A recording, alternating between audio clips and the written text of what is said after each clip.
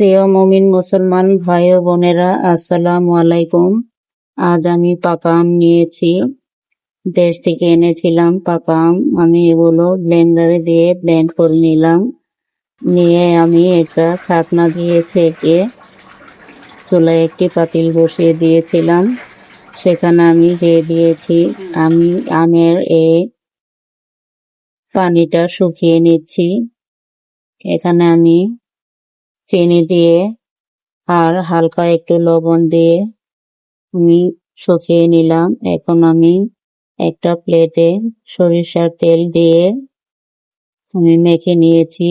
এখন আমি আমগুলো দিয়ে আমসত্ত্ব বানাবো পাকা আমের। আমি আমটা ছড়িয়ে দিচ্ছি প্লেটে। এখন এগুলো শুকিয়ে নিব ভালোভাবে।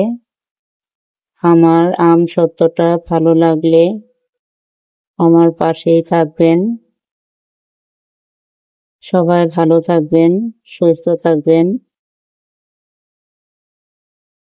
আর এই আমের সত্ত্বটা খুব মজা হয়েছিল, খুবই টেস্টি একটা আমের সত্ত্ব।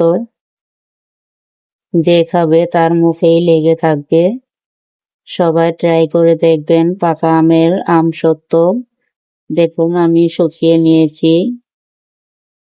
এখন আমি ছোট ছোট টুকরো করে নেব। আমি আমসত্ত্বটা টুকরো করে নিচ্ছি। ভালো লাগলে পাশেই থাকবেন। সবাই ভালো থাকবেন, সুস্থ থাকবেন। আল্লাহ হাফেজ।